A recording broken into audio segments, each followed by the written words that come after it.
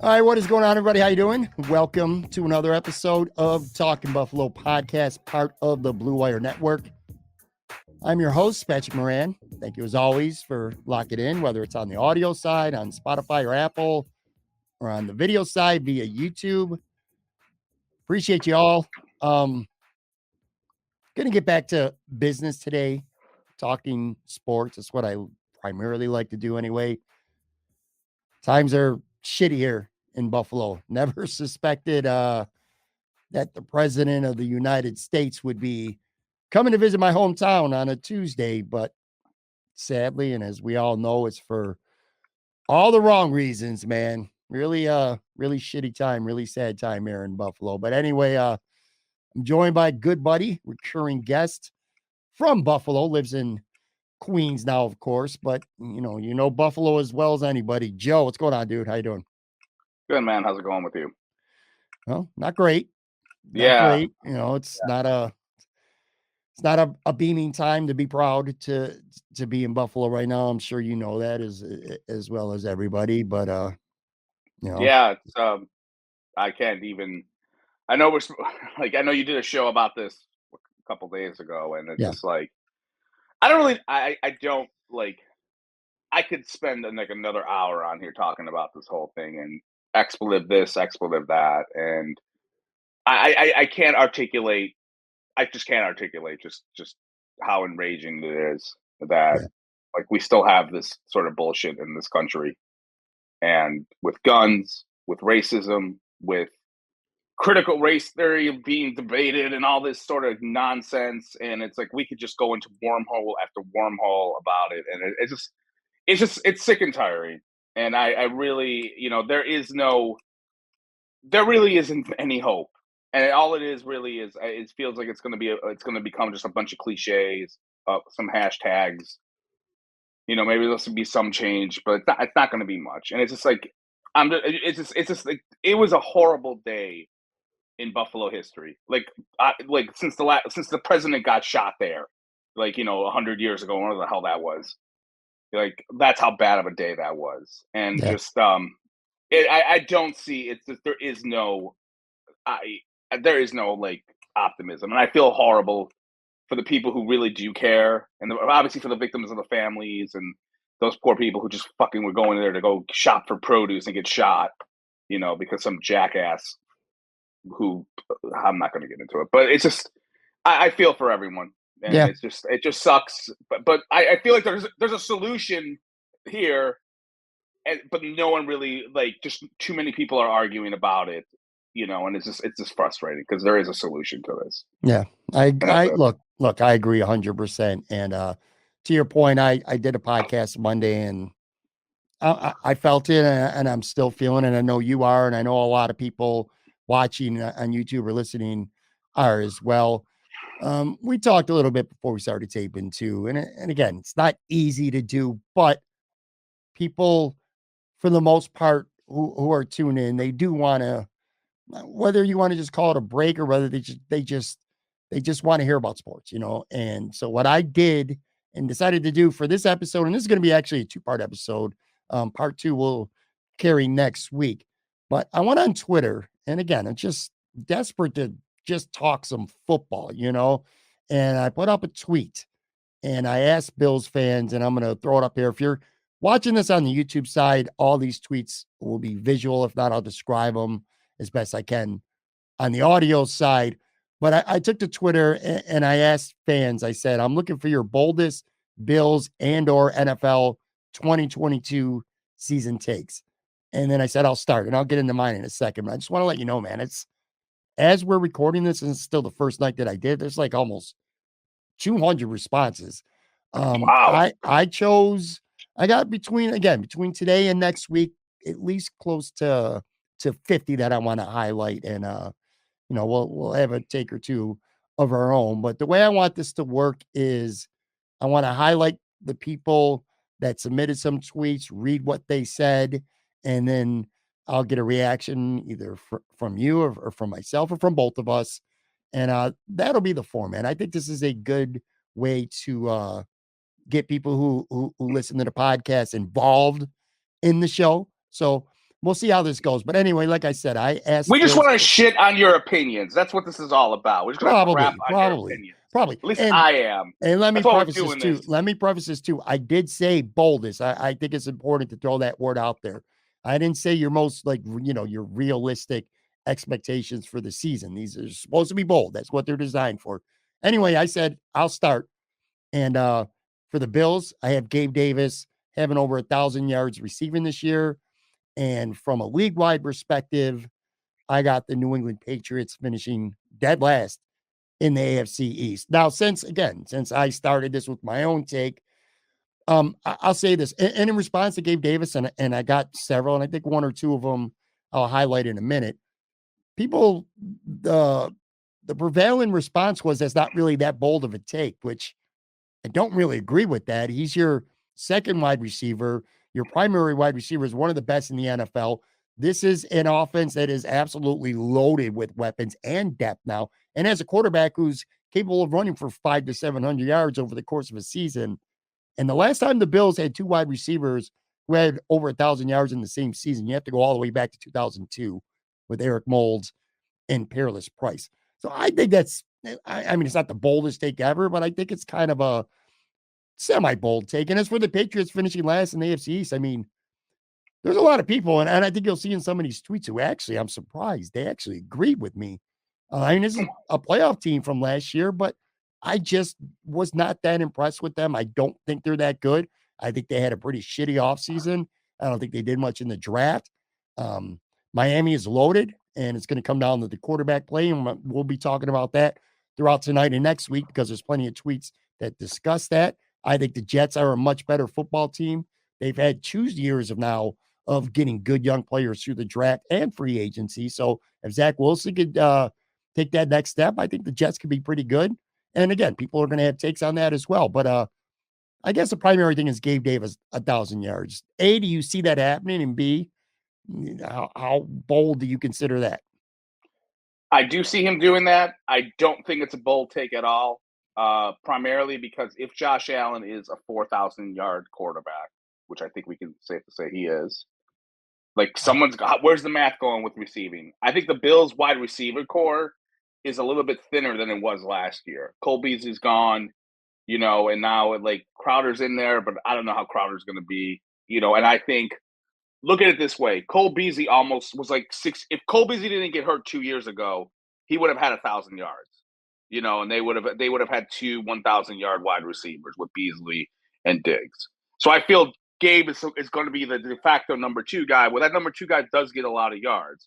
And I think it thinned out a little bit the wide receiver position. At least I feel like it has, where, if the Bills are going to run a little bit more 2 tight end offense, which I feel like they're going to do, that means like there's going to be 2 wide receivers on the field. So I feel like I don't think that's that bold of a take. All right, to be honest. That's fair. But at the same time, I don't think it's because like Gabe Davis is like this like specimen monster guy. I don't think getting 1,000 yards receiving is that big of a deal anymore in the NFL because of the way these teams pass. They just pass all the freaking time. The Chiefs always have 2 1,000-yard people. It's always Kelsey and Hill. So why can't it's kind of like, so why can't Davis be that guy? I just think like someone's got to catch the ball. The Bills are a primarily throwing offense. So I don't think that's a bold take. Okay, that's fair. I don't know if I would agree about the wide receiving unit. I think Crowder and Beasley more than likely is kind of a wash. They drafted a rookie Shakir, who some people, and we'll find out soon enough, think is going to have a role on this team. But more than that, they got a much better second tight end now with O.J. Howard. They got a running back coming out of the backfield who's expected to catch a lot of passes. I agree. It's not the boldest take ever, but what I don't agree with is you and I have different opinions. I could tell, and not just from today, but from the past too, on Gabriel Davis. I think Gabe Davis is ready to become an absolute stud in the NFL. And I meant that, and I said that, by the way, before last year's Chiefs playoffs game where he just went absolutely bananas. I mean, maybe I was overstepping it a little bit late last season, but I said the dude's going to be the next Mike Evans. That's how much I think of Gabe Davis. He's just got the size, the route running, the hands, he's got the whole package to me. And he's on a team where he's not going to get too much attention, which of course makes things a little easier on him as So well. why is this a bold prediction then, though? If you love Gabe Davis, then this shouldn't be a bold I prediction. said it's not the boldest prediction ever. It's not. You're a wimp. And a lot of these, by the way, I'm sure we're going to say that they're not like the boldest prediction ever. And again, I'm going to go through these. If you're watching this on YouTube, you'll be able to see them right on the screen. But yeah, and real quick, I just wanted to go to your Patriots one. I think the Patriots are. That's a bold take. I think right now we're in this weird state where like a lot of your replies and like I think the NFL like is really dumping hard on the Patriots, but the Patriots won 11 games last year. They beat some good teams. I think now it's just kind of like we're laughing at them because it's one of those like, in a way, like they're the exact opposite of like the Bills in terms of how the season ended, where the Bills were 11-6 going into the playoffs, and I don't think we were all that confident going in against New England. Like I thought they were going to win, but it was like a really weird regular season. Like they beat shitty teams, and they were kind of like struggling here and there. And then they crushed New England, and then the momentum got high, and then the whole thing happened with the Chiefs, where the offense was unreal. And I think everyone has like a lot of the Super Bowl aspirations. I think a lot of it has to do with how they finished the season. Whereas New England, how they finish the season is like their microcosm right now of that one game. Like, oh, they're not good, and well, we're great because we had two really outstanding games to end the season on offense. And I think that's where it's at. I'm not drinking the Kool-Aid of the Jets yet. Well, we'll get to them. Miami, but I don't think maybe, yeah, it's a bold take, but I don't agree with it. But it's a bold take. I would say it's bold. But I think your audience really loves dumping on the Patriots. You know what I mean? So they're going to, of course, agree with you. Well, I'm going to say it's not bold. Anyways, go ahead. I at least, no matter what people think of me, whether they like what I got to say, whether they don't, the one thing I try to be consistent with, regardless, I try to be objective, and I would be completely honest. Like I think Miami, and we're going to talk about them soon. I think they're way better than a lot of people think, including their quarterback. I don't think the Patriots are a good football team. I don't think they're as good as their record was last year. Just like there's teams who I think were better than their record was last year. I don't think the Patriots are that good. I think a lot of their talent is older. I'm not high on Mac Jones. And again, they had an off season where they lost a lot more than they gained. Lots of questions about the Patriots, and it's about the allergies. Anyway, let's move on. All right. So Jeff S., he tweeted Diggs and Davis are equals by year end. And then he also had an NFL take saying the Bengals missed the playoffs. I don't know about equal, but again, we're both, you just said you don't even think it's that bold that Gabe Davis will have 1,000 yards. So maybe equals is a little bit much, which again is bold. Bengals missing the playoffs after going to the Super Bowl. I did a little bit of research here for teams in recent years that went to the Super Bowl and then failed to make the playoffs the next year.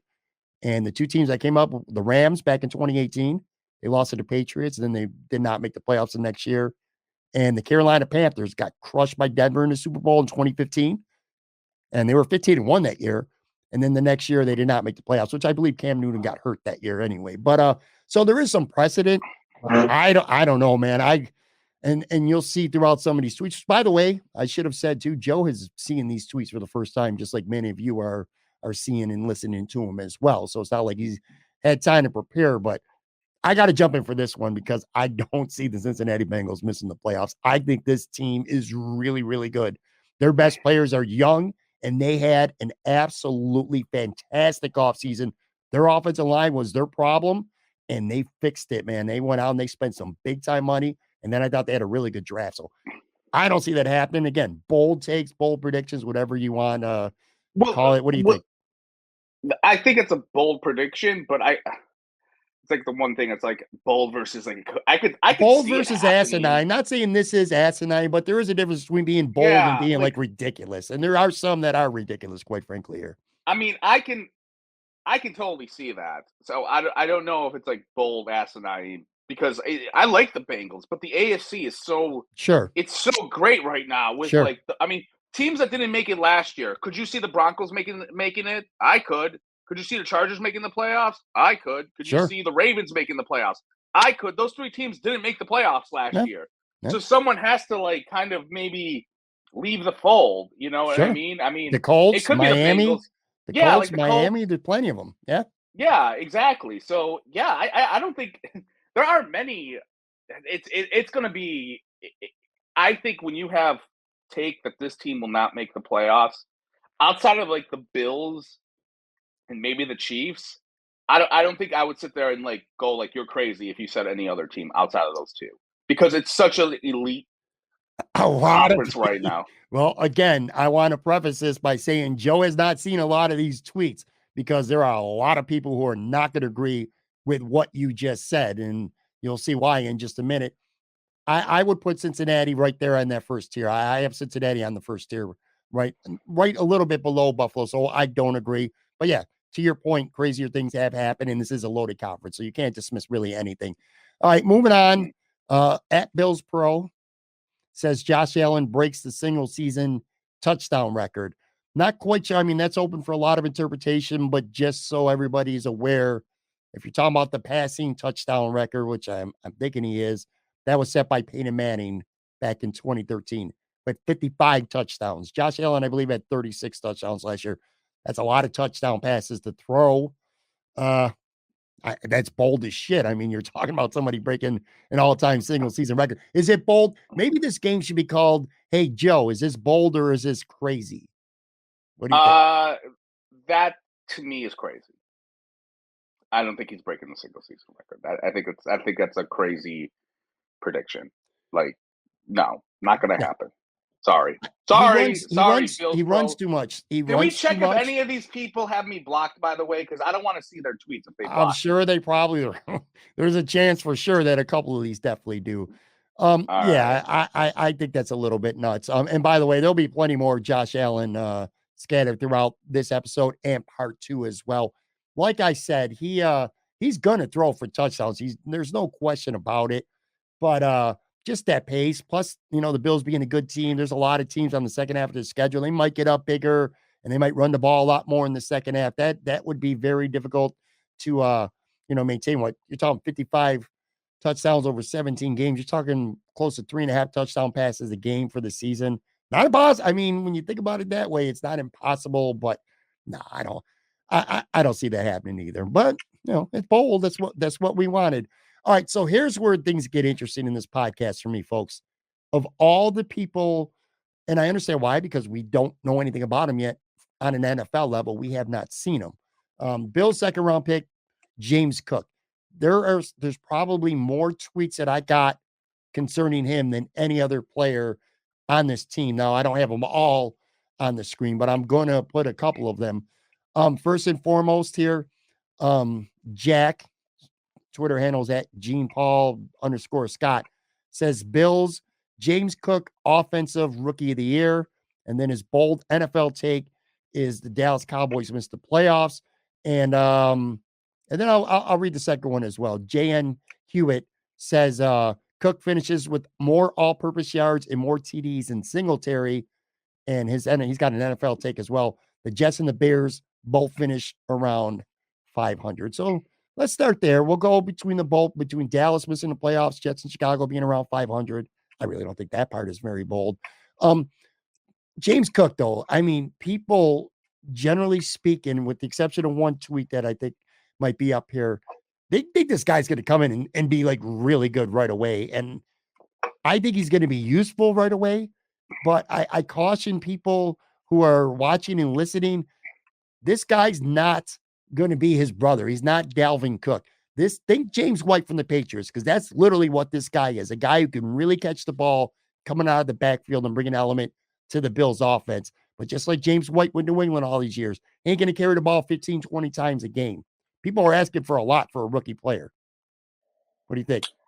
Yeah, I think it's a little asinine to say he's going to be rookie of the year. Like, sorry, I think that's much. If the Bills were a power running team and like they had a smaller running back room, maybe sure. But the Bills have proven, and maybe this is me. This is what we've talked about this before, but it bears repeating. Like, I don't have an issue with like Devin Singletary or Moss as running backs. I have an issue with how the Bills have used them. Let me add, Joe, before you get into Europe, let me add another tweet too, because this is very related. So, and it's going to add into what you're saying. His name's Scott at Scojo1318. He tweeted, James Cook thrives in Ken Dorsey's fast-paced offense, totaling double-digit TDs. All right, continue. Go ahead. Yeah, I don't see it right now. But my initial the problem is like the Bills have shown they have not been great when it comes to either running the football or getting their running backs involved. And I do see their and I think until I see a philosophy where it's like, oh hey, like they are known to get their running backs involved. I don't buy any of these new running backs coming in and just being an impact guy as of right now. And I don't like he's a rookie. Like, is he going to play right away? Like, is he or the whole thing is like I've had Ajita trying to at times figure out the Bills running back rotation. And I don't think they have not shown me anything in terms of like they have designed runs where we can see a guy catching like a really uniquely drawn out screen pass. I don't know anything about Ken Dorsey in terms of what he's going to do offensively. If he's going to become like the screen game champion of the world with designing plays for the running backs, I haven't seen any of that. And I think I would tell people relax on the whole getting the running backs involved thing. Because again, I don't know, like, and I wish someone could do like a piece on this. Like, what does it take to be a really good running back wide receiver? Out of the backfield. Like, what do you need to do well? Do you need to have like good footwork when it comes to running pass patterns? Do you need to have like really good offensive linemen that can kick out and do a screen play? And like, I don't know if he could do that. I've seen the highlights of him at Georgia, and yeah, like one play he's like shooting down like the seam from the backfield, which seems like a very basic route for him. I don't know, but I don't buy he's going to be this giant rookie of the year because I really do think they have not proven to me that they know how to use the running backs, but also I feel they're going to be bipolar and they're going to switch between the three running backs they have right now. It's going to be who's hot, who's not. Anyways, I agree. I agree with what you're saying there. In terms of Ken Dorsey thriving in his fast-paced offense, and again, we invited people to have bold takes, so I got no problem with anything anybody's saying. We don't know what Ken Dorsey's offense is going to look like because he's literally never been an offensive coordinator before, so we don't know that. Going back to Jack, who said the Cowboys missed the playoffs, I don't see that happening. However, I do think the Philadelphia Eagles very well could win the NFC East. I think they got a pretty good team. Jets and Bears finishing around 500. I think that would be a little bit of an uphill battle for both teams. I could see them winning maybe 7 games apiece. I think the Jets are going to be significantly better than they were last year for sure. I don't think they're pushovers. And in terms of James Cook, look, let me say this, and I agree with a lot of what you said. Plus, I think people are getting the wrong idea because he was drafted so high. He was brought here for a reason. He was brought here to bring an element to the Bills offense, and that's in the passing game. Even at Georgia in college, this guy was only averaging like 10 carries a game. I don't know why people think he's coming in the NFL and he's going to carry the ball 15 to 20 times. He's not here to replace Devin Singletary or even push him. He's here to bring another element, at least right now anyway, to this offense, which kind of leads to a take from Michael Leisman / the Caveman, which I agree with this first part. His bold prediction, which is kind of bold compared to a lot of what other people are thinking James Cook is going to be this year. He says, I don't think James Cook's role in this offense will cut into Devin's workload as much, if really at all, as some fans may think / want it to. And then he goes, NFL, I got too many, but here's one. Derek Carr better than Joe Burrow. Very close, though. I don't agree with that. No. I like Derek Carr too, but I that's kind of like disrespecting Joey Burrow a little bit to me. But anyway, back to his point about Cook. Like I said, I don't think he's going to cut into what Devin Singletary is going to do to this team too much, unless maybe it's a close game in the fourth quarter and the Bills got to throw the ball more. Also, keep one thing in mind. Go ahead. Quick, Pat. How many times have we seen rookie running backs like they seem to like ease them in? Like when Singletary was a rookie, remember when we were like begging them to play him more and instead they were playing Frank Gore a lot? Like it was like 50-50. And I think part of it was like he's a veteran versus like, like they kind of wanted to ease him in. Go when Zach Moss was a rookie. He didn't get he didn't get like that much playing time. Him and Singletary kind of like went at it and I think Zach Moss, if I remember correctly, I don't think he did much the first month of the season. Like he didn't play all that much. He got hurt actually, maybe was what happened. But like they offensively speaking, I don't feel they rush their guys in like right away. Like, you know what I mean? Dawson Knox didn't play that much as a rookie. He played here and there, but it was mostly Aaron Croft they played more of. So I think it's going to be like, I don't think they're going to rush someone in and just throw them in there like that high up. You know, I agree. so I agree. And I also, again, I don't think he's at any point going to be the primary rusher on this football team. And this isn't tweeted, but to me, one of the better, more interesting battles at training camp might be Zach Moss versus Duke Johnson and what route they want. James Cook's, his role is locked in for the Bills. Devin Singletary is locked in. Zach Moss is not. Duke Johnson is not. I would say Zach Moss would have the advantage coming into the season. He might be the backup running back. Or again, I think Cook is going to catch the ball more. Speaking of Devin Singletary, this is, you want to talk about a bold take? I'll give this guy this. Santiago Murldy, he says Singletary plus 2,000 yards for the season. All right. I had to look it up just for the hell of it.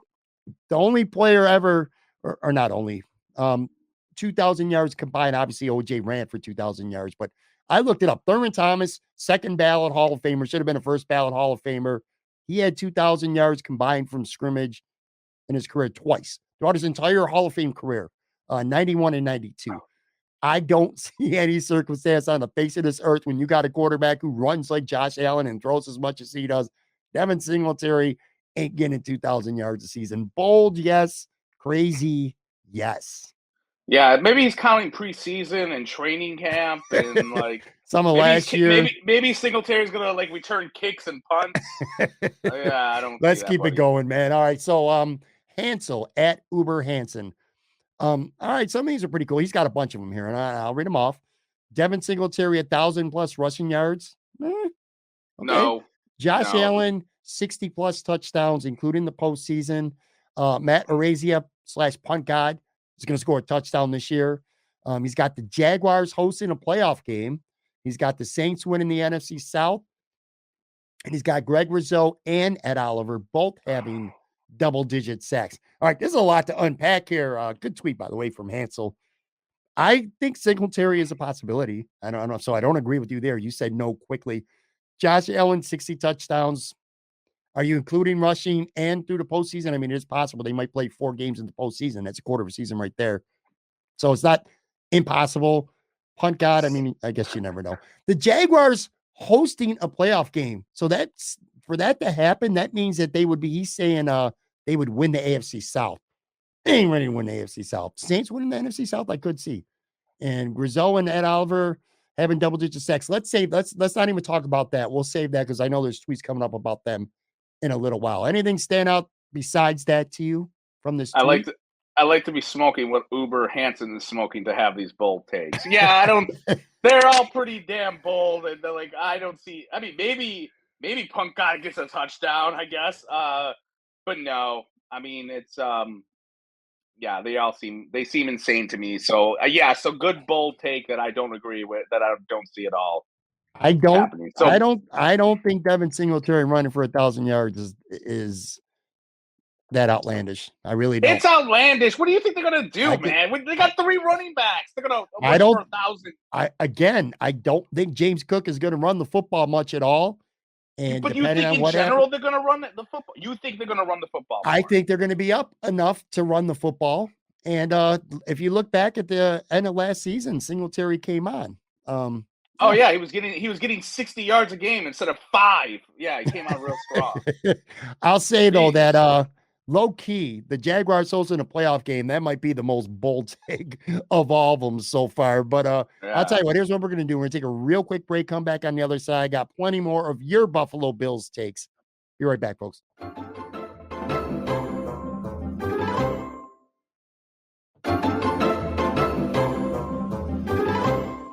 All right, I am back here with Joe, and we are diving into some of your Buffalo Bills hot takes. All right, so let's keep this party going here. We just did that one. Jason Hoenzi, I can't pronounce it, so I apologize here. All right, so these are, I'm going to read both of these because you want to talk about one guy thinks a lot of Jameson Crowder, and the other dude don't think much of him at all. First, let's start with the latter. Jason tweets, Jameson Crowder is a camp cut. Bills coaching staff is wowed by Shakir's pro readiness. So how about the rookie Khalil Shakir, and still have IMAC as a race in the hole. Super competitive roster means that we see a surprise cut or two. Crowder is my surprise. So Jason says that, and then Mark K, complete opposite. Jameson Crowder 80 plus catches. Um, someone I don't know, maybe there's somewhere in the middle. I think both of these are pretty bold. I do not think Jameson Crowder is getting cut. In terms of Jameson Crowder having 80 plus catches, I looked it up. His career best is 78 catches that he had with the New York Jets back in 2019. So I guess, again, I'm sure you agree that this is kind of somewhere in the middle is more likely what happens with him. But do you see, well, I should ask you, do you see him getting cut? And B, where do you fall with Jameson Crowder? You said you think Beasley's I'm probably a little better. I'm definitely closer to him getting 80 catches than I am to him getting cut. I Yeah, he mean, ain't getting cut. he's not getting cut. And again, I think a lot of people are overrating the, well, not a lot of people, but I think you're overrating the whole wide receiving core right now in terms of like, oh man, like this 5th round rookie is going to come in and then like turn heads and like they're going to cut a veteran. Like, what, are you kidding me right now? Like they got basically, they have 2 wide receivers with at least what, 2 years experience on this roster right now. It's Diggs and it's Crowder. And Crowder catching, look, Well, Davis is going to his 3rd year now. yeah, but I'm saying like, yeah, third. But I mean, like in terms of veterans, like not on the. I mean, and Isaiah McKenzie, that's a shitty stat I just gave. My apologies. But Crowder caught 80 passes with Darnold of golf, for God's sakes. Like that's you get 80 passes in the Jets offense with Darnold. That's like the dead ball era of like getting like 30 home runs in like baseball in 1991 or something like that. Like he's playing with a shit quarterback, a shit offense, and he got almost 80 catches. If they put him in the slot, which is what all intents and purposes a lot of people have him going in there, and that's a spot that Josh Allen has lit up in terms of getting the ball to that guy. I think he's close to. I think he can get like 60 catches. I really do, because that slot. I've always said this. I said this years ago. I said it today. I'll say it tomorrow, and next time I'm on the podcast. That slot position in with Josh Allen, and for that like New England typical offense, it gets a lot of play. And I think you could put a lot of guys. It's like the running back, what it is, like what the running back position was 20 years ago. It's kind of like your safety net in a way. So I think that's closer. I don't think he's getting cut. I don't think a 5th round rookie is gonna. He ain't getting cut. He's not getting cut. He's not pushing him. Like, I don't know. I agree with the guy's take that there's a surprise or two every camp. That's reasonable to say. Who was a surprise last year? I don't even remember. Who was a surprise last year? I off the top of my head, I don't know. Maybe it'll come. Maybe there wasn't any big surprise. I don't think there were any big cuts last year. Everyone says that. That's bullshit. No one gets. Typically, LaShawn McCoy was the. Anyway, LaShawn McCoy was the bat. This is the way I look at the receiving position real quick here, and then we'll move on. You lose Emmanuel Sanders, who was productive but inconsistent and old, and Cole Beasley, who was banged up last year, and you replace it with Jameson Crowder, a guy who I think is underrated. I think I like him a lot, and Khalil Shakir, the rookie, who a lot of smart people are saying that he should have went earlier, that he could be a real steal. Isaiah McKenzie was back, and then the other thing is I just think Gabe Davis is more grown now. He's more mature. He's been in the NFL longer, so he's ready to take that next step. So that's where the swing for me is. The receivers are better now than they were, because I think Beasley and Sanders were on their downside, whereas Crowder's still pretty good. Shakir's a rookie, and I think Gabe Davis is ascending, which kind of leads to the next tweet here.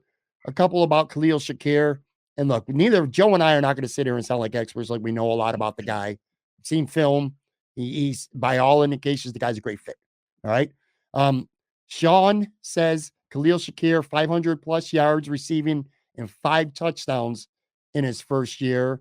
And then Stanley Cohen also has a tweet, Shakir, 5 touchdowns. So there's 2 guys who are saying that. And then in the NFL, the Lions make the playoffs, which would make Joe Yernon's day. That's for damn sure. Look, I like Shakir a lot too, but I think Jameson Crowder being in front of him, and also OJ Howard with them playing more 2 tight end sets now that they got a good second tight end, and James Cook coming out of the backfield. I think Shakir is going to be one of those guys. He's going to make the roster. No question about it. But he's going to be one of those guys, to your point with James Cook, I think he's going to be brought along slowly. So I think 500 yards receiving and 5 touchdowns is a very ambitious take for a 5th round rookie. How many touchdowns did Gabe Davis have as a rookie? 5 or 6. It's possible. I mean, I don't know. Like Josh Allen's going to throw like between 35 and 40 touchdowns. At least, You yeah. know, so You would think. yeah, so it's possible, and I do think one thing I'll definitely say is I do think I think I froze. You're good Oh, now. sorry, I'm back. I thought I froze for a second. Anyways, I'm back. Yeah, sorry. I do think the Bills schedule is a little bit tougher with offenses, so I can see a lot more shootouts happening this season. So maybe the touchdown passes will get inflated a little bit because of that. But I don't think the rookie him catching 5 is that big of a stretch. It's not, but I think for him to catch 5, I think things would have to happen in front of him, like maybe Crowder going down or Davis or Diggs going down. Something would have to happen. But yeah, a lot of things might seem like a stretch on the surface, but they're not as much when certain things could happen. Like this next one, Sarge Cruz says Jake Kumerow catches 5 touchdowns. That ain't happening. I promise you that, unless again things happen. 2, 3 receivers get hurt. Now all of a sudden this guy's your second and third receiver for a month. Then anything's possible in this Look, Bills offense. if Butch Roll can catch 3 touchdowns a year, anything can happen, man. I That's like all I'm Jake saying. Kumerow. He's just, I listen, there's a much better chance that Jake Kumerow is going to not make this football team than there is him catching 5 touchdowns. Although I will say Marquez Stevenson, I think is a guy who's definitely in trouble because even if the Bills keep 6, he's going to have a tough path to making this roster. All right, let's move on here. Frank Barber, hashtag at Hannibal Lecter, tweets 750 yards and 10 touchdowns for Knox in 2022. I also think Edmonds has his best year as a pro and makes us all wish we extended him before the season. And then he's got an NFL take. Miami gets a wild card. Let me move on too, because I know there's another one that follows up this with Knox. Anthony Moran at TGM underscore 1989. He says Knox leads all tight ends in touchdowns. And then he says Derrick Henry finishes the season with a sub 0.4 yards per carry for the first time in his career. We'll save the Miami for a little bit because I know there's other Miami tweets. And also Edmonds. I'll say this, though. I don't think Edmonds is a divided guy. If you say he's a stud, half the room agrees with you. If you say he's a bum who's overrated, not a bum, but if you say he's overrated, half the audience is going to agree with you. So I don't think either way is a pro. I think it's a good point to say that if he has a great year, that the Bills should have extended him now. It might cost him more next year. But let's focus on Dawson Knox. 750 and 10 touchdowns is Frank's hot take. Dawson Knox last year had 587 yards and 9 touchdowns. So that would be a progression, but nothing outlandish. On the other hand, Anthony Moran saying Knox leads all tight ends in touchdowns. I mean, you're talking about guys like Mark Andrews and Derek Kelsey and a bunch of other people. And I just lost Joe, so I'm going to have to keep going for a minute. Hopefully he'll be back in a second. And I'll address these first. Like I said, Dawson Knox scoring 10 touchdowns and 750 yards receiving, which is what Frank tweeted. I think that's definitely realistic. Again, he had just under 600 last year. And so, yeah, I think that's realistic. And also, Derrick Henry, by the way, again, Dawson Knox is not going to lead the NFL in touchdowns. There's no way. Not with guys like Pitts and guys like Waller and Kelsey, Andrews, and I'm sure I'm forgetting a couple guys off the top of my head as well. Derrick Henry finishing the season with a sub 4.0 yards per carry. I get the spirit of that right now. I understand what that means, but I looked it up too. His career low yards per carry was 4.2 in 2017. And I think Anthony's suggesting that Tennessee, the teams are going to stack up against the run because this is a team that lost A.J. Brown, and this is a team that cut Julio Jones. So that receiving core, on paper at least anyway, is nowhere near as good as it was last year. And I think Anthony's suggesting that teams are really going to gear up to stop the run.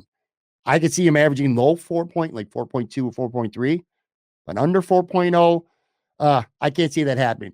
I'll tell you what, here's what I'm going to do. I'm going to try to take one more quick commercial break, and I'm going to see if I can get Joe back. So be right back again after this break. I apologize.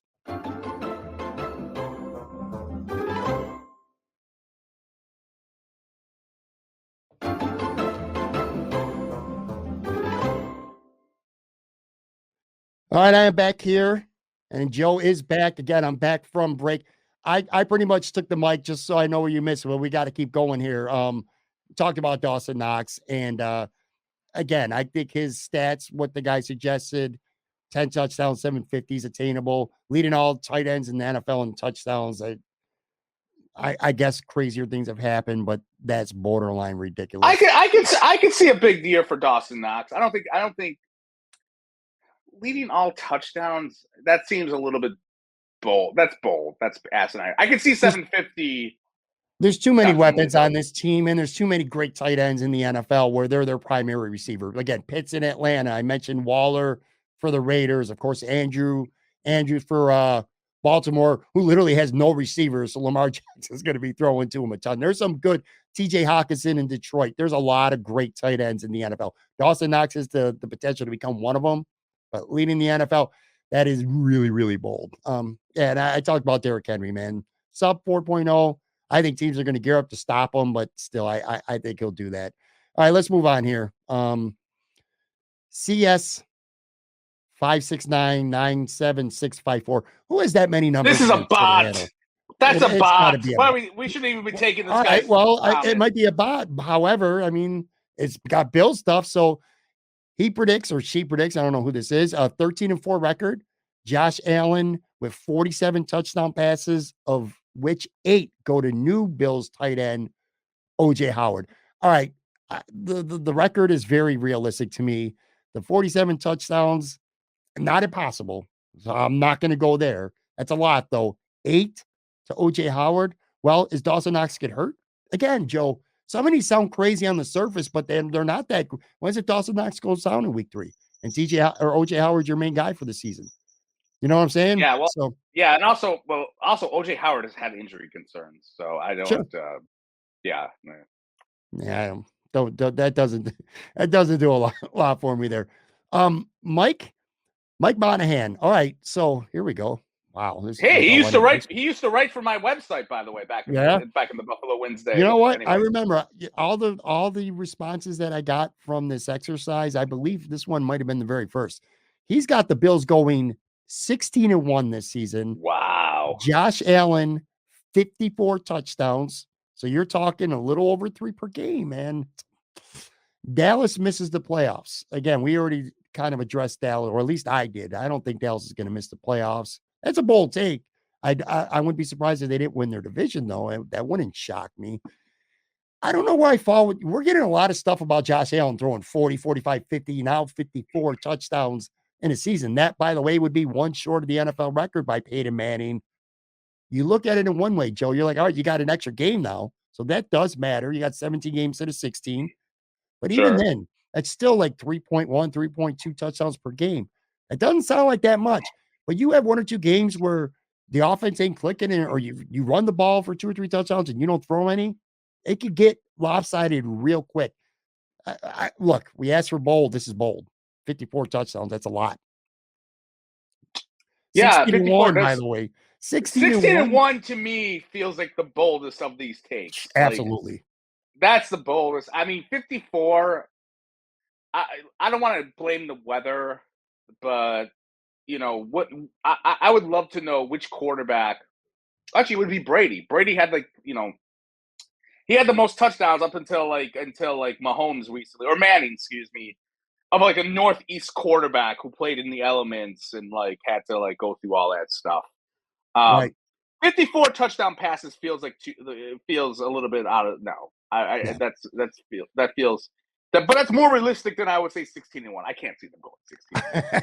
All 3 of those, I mean, again, those are 3 pretty spicy bold takes. Bills 16-1, Josh 54 touchdowns, and Dallas missing the playoffs.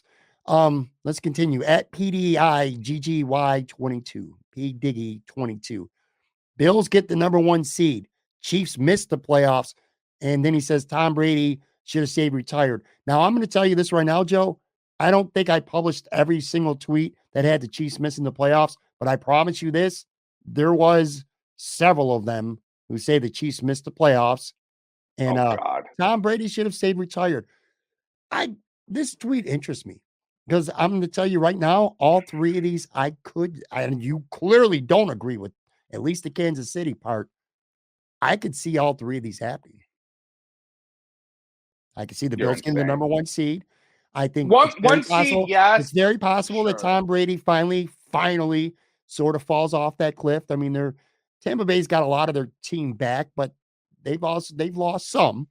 And again, at some point, the guy's got to decline, man.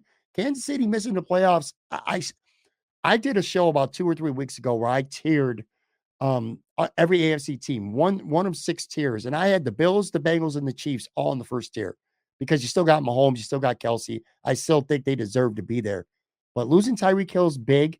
I don't think their defense is that good, and I don't know, man. The AFC West, Joe, it's just loaded. There's going to be a good team in that division that don't make the playoffs. Denver loaded up. I think the Chargers are very good, and the Raiders are a good team who made the playoffs last year and got Devontae Adams.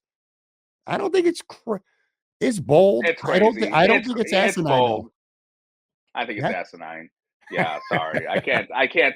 The Chiefs were the Chiefs probably should have made the Super Bowl if they didn't like fall asleep in the second half against the Bengals and like kind of just went through the yes, the Hill leaving is a huge deal, no doubt. But Mahomes is arguably the best player in the world, like right now. He is. I agree. And I know, like, so now they're not missing they're more. Put it this way: I think they're far more vulnerable now than they've been at any point in the last 4 years. I think the Raiders are bullshit. Actually, I won't get into that yet because I'm assuming eventually you're going to ask me for a bold take.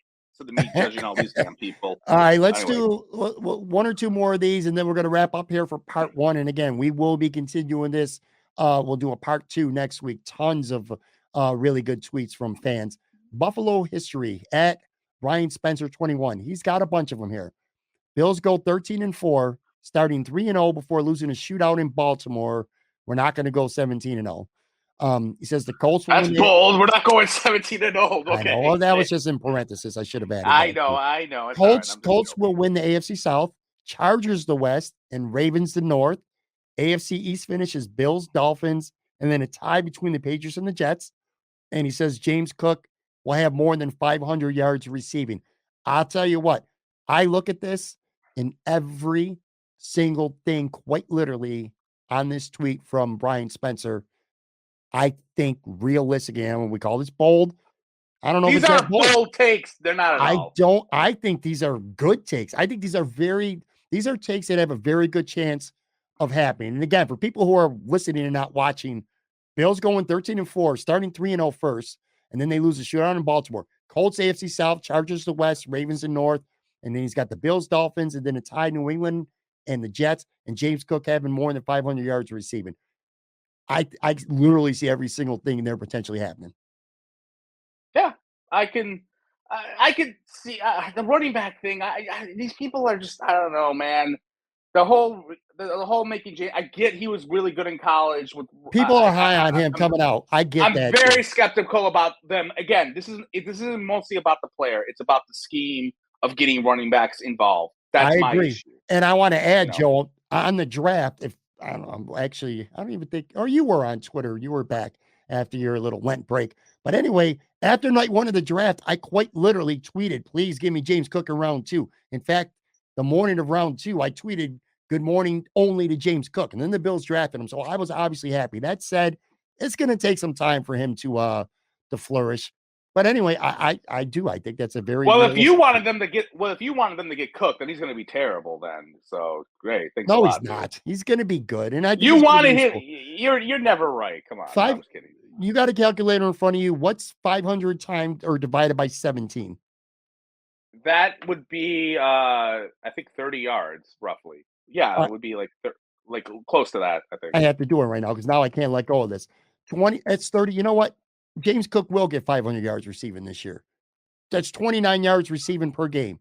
I could see that happen. Absolutely. All right, let's continue here. Dale Flood, at Dale Flood. He says, Bills 3-4 pre-week bye. Then they run the table post-bye and go 13-4.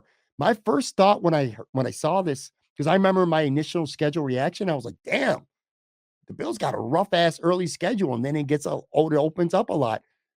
I think again, maybe not, I don't know if this is bold. I almost feel like this could happen. 3-4 pre-week bye. Let's talk about that first. And for the purpose of this, if you're watching on YouTube, I did pull up their schedule. Their first 7 games at the Rams, at home against Tennessee on Monday Night Football, at Miami, at Baltimore, Pittsburgh, at Kansas City. That's 6. And then they got Green Bay. No, he said post-bye, though. So he's got to be wrong. Or no, Kansas City's before the bye. So that's 7 games there, right? 1, 2, 3. No, there's only 6 games before the bye. Can you count? Yeah, it's 7 of it to Green Bay. No, he said 3 and 4 post bye, but there's only 6 games. But let's add Green Bay as that 7th game. You got at the Rams, at Miami, at Baltimore, at home against Green Bay, at Kansas City. It's possible, very possible, that the Bills could struggle early in the season because they're playing a lot of tough teams. It could happen. Those are a lot of good football teams on paper. But then you look after that Green Bay game, and this is where you're talking about running the table. You got at the Jets, home against Minnesota, home against Cleveland, at Detroit, at New England, home against the Jets, home against Miami, at Chicago, at Cincinnati on Monday night, who you don't even think might not make the playoffs, and New England at home to end the season. It's not crazy to me. It's not a terrible take. I mean, look, the first 7 weeks is brutal. Like, I could see them losing to the Rams, to Baltimore, to Kansas City, to Green Bay. Like, that's 4 losses. But I think the spread is going to be definitely, like, very close in terms of that. So I could totally see that happening. Like, and then the running the table, like, that back half of the schedule, I mean, I think maybe Cincinnati could be tough. It is, even though, like, that's going to be tough. And then, like, Cleveland, maybe. Like, depends if Deshaun Watson is playing or not. But, I can see that guy's take being correct. And maybe being bold. I mean, it depends. Like, I don't know how many people realistically look at the schedule and go, we're going to go here until, like, the regular season is up and running. Then you start predicting. Right. But, yeah, I can see that. All right, last one here for today. It comes from Kev at KMafia716. This is not bold because they're literally the betting favorites, but I'll read what he says. He says the Bills win the Super Bowl. And then he says, which, by the way, we'll talk about this part 2, which will air next week as well, because he's not the only guy who's saying this. The Giants will win the NFC East. All right, the Bills winning the Super Bowl is not bold. We're not going to predict if the Bills are going to win the Super Bowl right now. It's realistic. Joe and I both know that.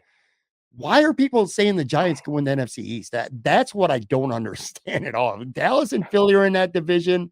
I get the Buffalo connection now with Dable being the head coach, but Daniel Jones hasn't proven anything. And as far as I know, the Giants haven't like overhauled their team completely or something. They're not good. That's a process, just like the Bills. It's going to be a process to get good. I mean, the NFC East is still whacked. I mean, I know like last year Dallas ran away with it pretty much, and Philly kind of like, I don't know. No one really had Philly like going there, but it's always kind of a Jekyll and Hyde division. So I don't think it's going to happen. But yeah, it seems like a little bit of a ludicrous take. It's bold. But here's the thing. Here's how we're going to wrap this up, Pat, because you know me, I always overstep my boundaries. I'm going to give you one bold take from me on each end of this podcast. So I'm going to give you a bold take, and then in the second part at the end, I'll give you a second. All right, go ahead, man. Here's my bold take. The Bills' defense will finish in the bottom half of the league. Whoa. Is that a bold take for you? That's bold as hell. That might be as bold as any take that we read today. And I'm saying that because at the end of the day, and I've been saying this forever, the Bills' defense, when it comes to going against really good offenses, and next year they go against a lot of really good offenses, they kind of struggle. And they have a lot of good quarterbacks they're going against next year. I think they'll be in that 15 to 16 range. So when I say bottom half, that's where it's going to be, between 15 and 20. That's where they're going to be. They were number 1 last year, so to fall into the second half after picking up Von Miller and adding some other pieces, that's a bold take. That doesn't mean they're going to be a disaster. Maybe there'll be games where they do well in. But I think in totality, they're going to finish in the bottom half. We'll definitely expand.